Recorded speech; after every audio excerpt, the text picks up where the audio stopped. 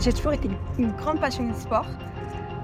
J'ai appris à courir avant même de savoir marcher et je me suis très vite passionnée pour l'athlétisme. Alors donc moi je suis issue d'une famille d'origine algérienne et mon papa et mon oncle m'ont très rapidement initiée au sport. Mon papa était champion de natation d'Algérie et mon oncle est toujours coach de football. Donc les deux m'ont très vite initiée au sport. Et donc j'ai découvert plein de sports différents. Quand j'étais petite, mon plus grand rêve c'était de devenir athlète de haut niveau. Je voulais vraiment en faire mon métier. Et puis du jour au lendemain, je suis tombée gravement malade. Une maladie auto-immune s'est réveillée, donc la maladie de Crohn. Donc c'est une maladie assez complexe, imprévisible. Donc ça a été particulièrement dur pour moi à cette époque. Mais mon plus grand rêve, c'était vraiment de participer aux Jeux Olympiques quand j'étais toute petite. Et puis mes coachs à l'époque me disaient « mais toi tu vas faire les Jeux Olympiques, tu verras, tu as un vrai talent pour ça, tu es doué ». Donc vraiment j'aspirais à ça. Et pour moi, montrer que je vais participer aux Jeux Olympiques et en plus faire l'épreuve la plus dure qui existe, le marathon, c'est vraiment une consécration pour moi. Et une réelle fierté. Pour la première fois dans l'histoire des Jeux Olympiques, donc les JO ont ouvert une épreuve pour les athlètes non olympiques, donc les athlètes allant d'amateurs à professionnels.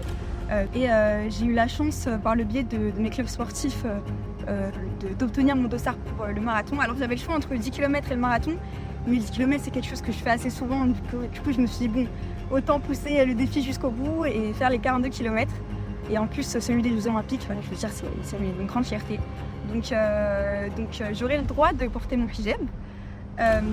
Parce que justement, je ne représenterai pas un pays.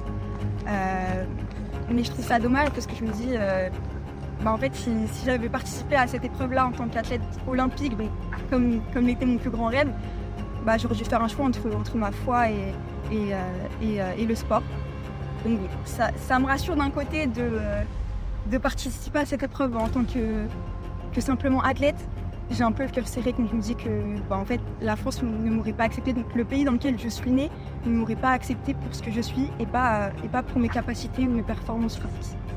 La France n'est pas cette maturité d'esprit d'accepter ses citoyens tels qu'ils sont en fait, alors qu'on est le pays qui représente les droits de l'homme, la liberté, mais pas pour tout le monde au final. On est de toutes origines différentes, de plein de religions, de générations, et se retrouver autour d'une passion commune qui est le sport, c'est juste magnifique et formidable.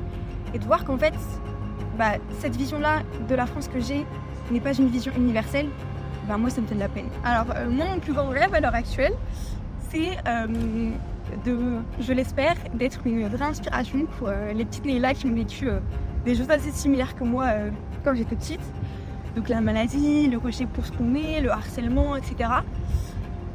Pouvoir pas forcément être prouvé, mais montrer qu'on peut être une femme, qu'on peut être voilée, qu'on peut être française et qu'on peut avoir une maladie incurable et que pour autant on est capable d'aller jusqu'au bout de nos rêves.